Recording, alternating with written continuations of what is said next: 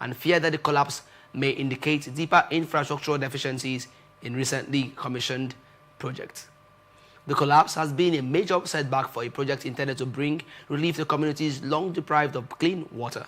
Community members have called on the federal government and High Prep to ensure full accountability, review construction standards, and mobilize efforts to rebuild the facility.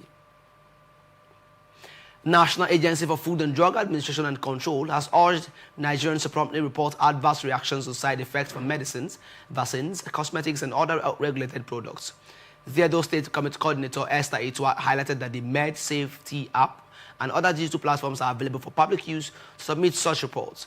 The Med Safety app offers a convenient and efficient channel for reporting unusual reactions to drugs or medical products, providing immediate feedback once a report reaches the National Pharmacovigilance Center. The Edo State Office recently organized a sensitization program to emphasize the importance of reporting adverse drug effects. It will explain that pharmacovigilance is the responsibility of everyone, not just healthcare professionals, and covers not only orthodox medicine, but also herbal products, cosmetics, medical devices, and chemicals. Strong pharmacovigilance systems, she noted, help enhance drug safety, boost patient confidence, and reduce risks associated with medication use. The sensitization program was described as successful, with experts on hand to educate participants. NAFDAC also received support from the Office of the First Lady, Edo State, underscoring the agency's commitment to public health. Abia State Governor Alex Oti has assured residents that the recent court judgment against the leader of the indigenous people of Biafra is not the end of the road, emphasizing that he has activated efforts to secure Nnamdi Kanu's freedom. The judgment delivered on Thursday, November 20, 2025 by the Federal High Court in Abuja found Kanu guilty of terrorism-related offenses and sentenced him to life imprisonment. Governor Oti recalled past incidents, including the 2017 military invasion of Kanu's family home in Afaruku, Umuahia, which resulted in loss of lives and property, noting that he had previously advocated for dialogue and peaceful resolution rather than force. He highlighted that poor management of the IPOB issue at earlier stages contributed to the current situation and stressed the need to prevent it from escalating further. During Kanu's trial, Oti engaged with federal authorities on alternative resolution strategies, some of which had been agreed upon but delayed due to the length of court proceedings. With the judgment now delivered, he indicated that these strategies would be implemented and efforts to secure Kanu's release would continue through diplomacy and dialogue. The governor called on the people of Abia and the wider southeast region to remain calm and avoid actions or statements that could provoke fear, violence, or insecurity. He also urged politicians to refrain from exploiting the situation for political gain, and that the recent wave of terrorist attacks across the country is being fueled by internal saboteurs working against Nigeria's security interests.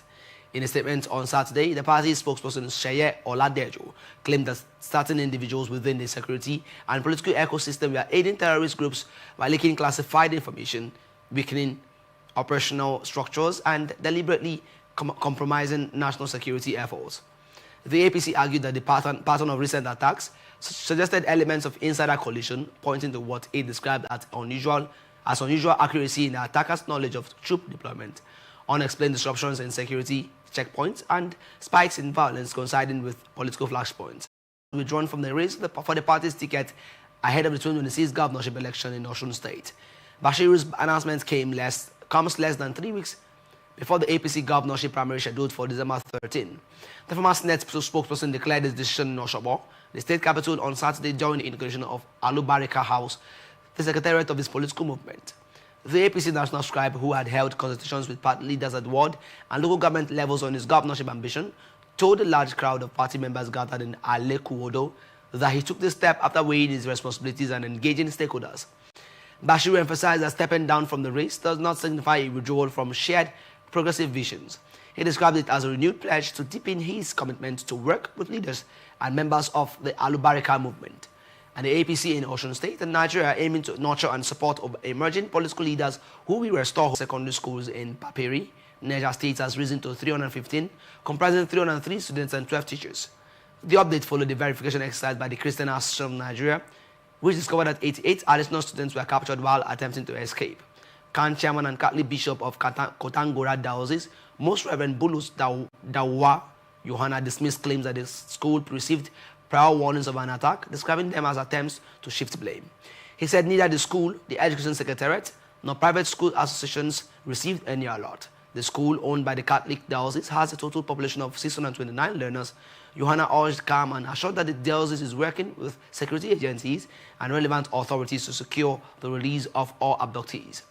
Security analysts said the incident highlights the growing vulnerability of rural schools in northern Nigeria and underscores the urgent need for stronger early warning systems and community-based protection measures. Kebbi State Police Command has warned groups and NGOs not to hold any protest over the recent abduction at Government Girls Comprehensive Secondary School, MAGA. Police spokesman Nafiu Abaka said in a Friday statement that organizers should stop their plans because the security situation is too fragile for any public demonstration. He said any gathering that at this time could increase tension and even lead to violence. The command admitted that people are deeply worried about the kidnapping, but described the planned protest as misguided and counterproductive, saying it could disrupt efforts by security agencies who are trying to rescue the abducted students safely. The police reassured residents that protecting lives and maintaining peace is their top priority. They also urged people to report any suspicious movement to the nearest police station or security agency. The warning comes days after armed men attacked the school in Danko, Wasagu local government area. The attackers killed the vice principal, Malam Hassan Makuku, and abducted dozens of girls. Witnesses said the government moved freely without resistance, causing fear and panic across the area. Makuku was reportedly shot dead while trying to protect the students. Adamawa State government has ordered the closure of all public and private boarding schools across the state. The directive issued by Governor Amadou Fintiri and conveyed by the Commissioner for Education and Human Development, Dr. Umar Pella, is intended to prevent a repeat of recent school students' abductions in Niger and Kebbi State. All boarding schools are to temporarily operate as day schools, and principals and proprietors have been instructed to deboard students without delay. The move follows similar actions in other states, including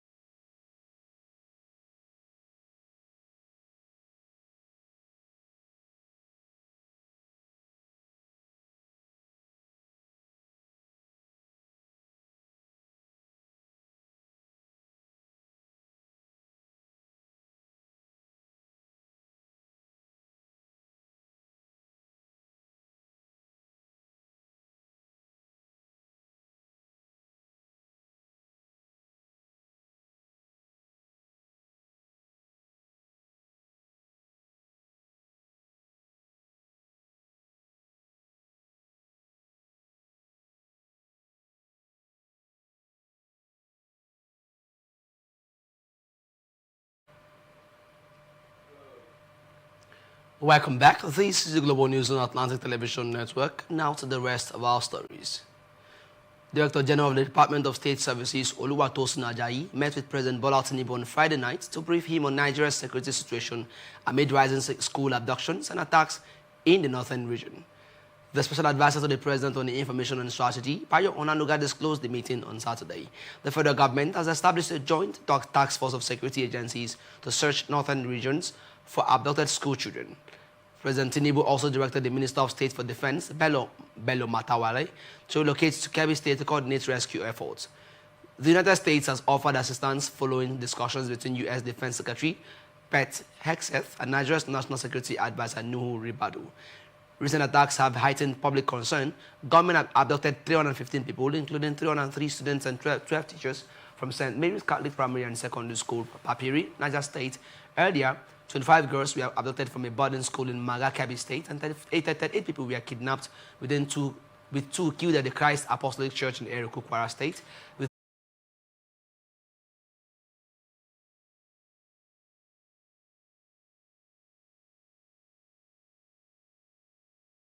Mobilizing logistics for burial of this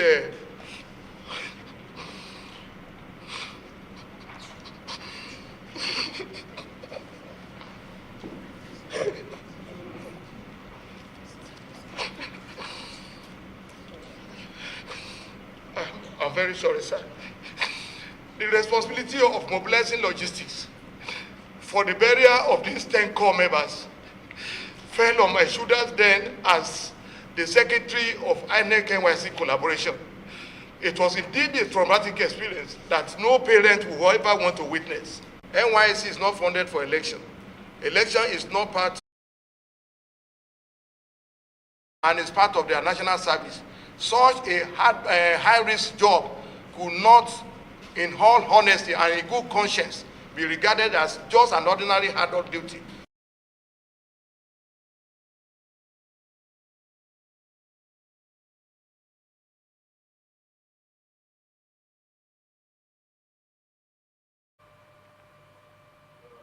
Following the presentation, Honorable Alex Egbona moved the motion unanimously adopted, directing INEC to ensure the insurance company settles the premiums within 4 weeks. Chairman of the House Committee, Honorable Adadayo Balogun, emphasized that core members are indispensable partners in safeguarding election integrity. He noted that while they ensure transparent and credible voting, they often face intimidation, threats, injury, or death. Mohammed Idris has explained that the federal government has not yet prosecuted individuals suspected of financing terrorism because the process requires extensive and delicate investigations that cannot be rushed. He emphasized that the matter is more complex than simply having a list of suspects and immediately taking them to court. Idris's comments come amid growing concerns over alleged government complicity in the escalating insecurity across the country. Successive administrations have faced public pressure to identify and prosecute individuals suspected of funding Boko Haram, ISWAP, and bandit groups in the north. Under former President Muhammadu Buhari, officials indicated that some suspected financiers had been identified, raising expectations for imminent trials. However, no high-profile prosecutions have occurred, fueling criticism from civil society groups and security analysts who argue that delays undermine public trust in government efforts against insecurity. The minister stressed that the current administration under President Bola Tinubu is working diligently to combat terrorism and other security threats. Significant progress has reportedly been made since May 2023, with over 13,500 criminals neutralized. Edition of the National Festival of Arts and Culture, which was scheduled to begin on November 22 in Enugu State. The decision announced on Saturday in Abuja follows a careful assessment of the national mood amidst rising insecurity across the country. The minister said the postponement was made in solidarity with affected families and communities and out of respect for lives lost. NAFEST, which brings together cultural troops from across Nigeria, has long been recognized for promoting national unity, social cohesion, and cultural diplomacy. Overall, over 28 states were set to participate in this year's festival, which was intended to showcase resilience, hospitality, and national confidence. The ministry emphasized that the decision reflects values of empathy, unity, and collective sensitivity. A new date for NAFEST 2025 will be announced after further consultations with stakeholders, including security agencies. Officials expressed appreciation for the understanding of participating states, cultural groups, partners, and the public, reaffirming the government's commitment to celebrating Nigeria's rich cultural diversity at a later, more appropriate time. Federal Minister of Education says it has not issued any directive for schools across the country to shut down on November 24, 2025, I beg your pardon. In a statement on Saturday, the ministry described a report circulating on social media alleging a nationwide shutdown as false and misleading. It noted that it did not originate from the federal government, the Federal Ministry of Education, or any state ministry of education or any recognized security agency. The disclaimer signed by the ministry spokesperson, Folashade Borio, who urged members of the public to rely strictly on verified information from official channels. The ministry stated that only communications from the federal government, the Federal Ministry of Education, state government, and recognized security agencies should be considered authentic. The clarification follows the federal government's announcement on Friday ordering the closure of 41 federal secondary schools in high-risk areas following a spate of abductions in Niger and Kebbi State.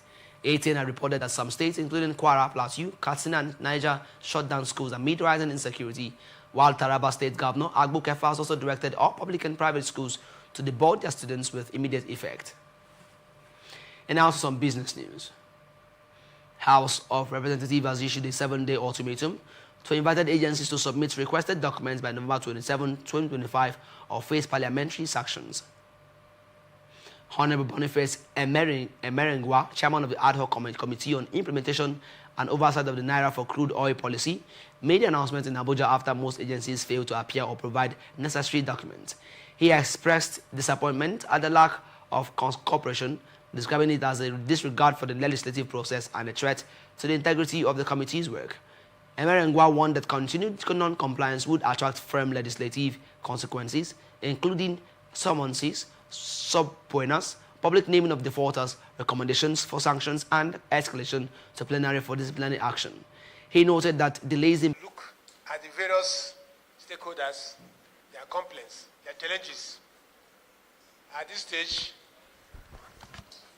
we will request that you turn in your documents if they are available. And also request for some questionnaires to be given to you as you are moving. The relevant ones, the ones concerning you, you look at it and turn those documents before the 2nd of December.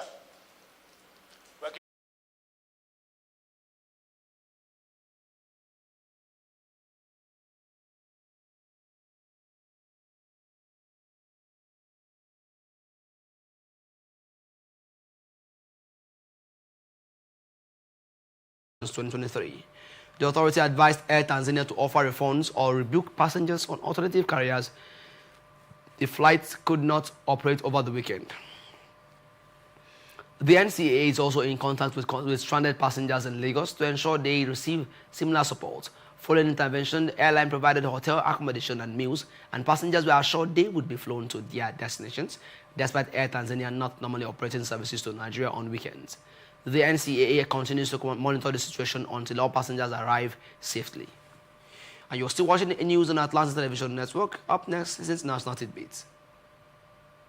Italian Prime Minister Giorgio Meloni has called on the federal government of Nigeria to bring to justice all those responsible for recent attacks targeting Christian communities across the country. In a statement on Friday, Meloni condemned the rising incidents of violence against Christians and emphasized that every individual has the right to practice their religion without fear. She also urged Nigerian authorities to strengthen security measures, particularly in Christian-dominated areas, to prevent further attacks. Her remarks followed renewed assaults on Christian communities, including Tuesday evening attack by gunmen on the church in the Erukuk area of Kwara State, where 2 people were killed and a pastor, along with several worshippers, was abducted. The incident occurred just days after 25 female students were kidnapped from a boarding school in Kebbi State. The latest attack in Kwara has intensified international scrutiny on Nigeria's security situation. The government is also facing pressure from former U.S. President Donald Trump, who has warned of potential military action in response to what he described as the persecution of Christians in the country. Belarus, a close ally of Russia, has pardoned 31 Ukrainian citizens as part of an agreement between President Alexander Lukashenko and former U.S. President Donald Trump. The pardons were granted at Ukraine's request and are intended to create conditions for settling the ongoing armed conflict in the neighboring country. The freed Ukrainians who had previously been convicted of criminal offenses in Belarus are being handed over to Kyiv. The agreement comes as Washington partially lifts sanctions on Belarusi state carrier Belavia for allowing the airline to service and purchase parts of for its fleet, including Boeing aircraft. Belarus has a history of charging government critics with extremism, often imposing lengthy prison sentences. It is unclear what specific charges the pardoned Ukrainians faced. In recent years, Lukashenko has also released dozens of political prisoners, including dissident journalists and clerics, though more than 1,000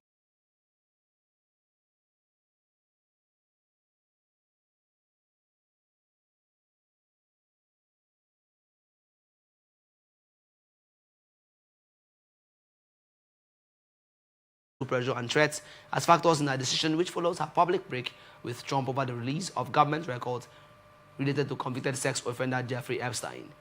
The resignation comes amid a broader context of Democratic victories in recent off-years election, including the win of New York Mayor-elect Zoran Mamdani. Once a staunch ally of Trump, Green had been a vocal proponent of MAGA policies, including immigration enforcement, gun rights, and vaccine skepticism. Her split from Trump has drawn national attention and speculation that she may be positioning herself for a future presidential bid, although she has denied such intentions. Green's resignation occurs midway through her third time in the House of Representatives, and she has not disclosed her next steps. The high-profile departure underscores tensions within the Republican Party and the challenges facing the MAGA movement as it grapples with international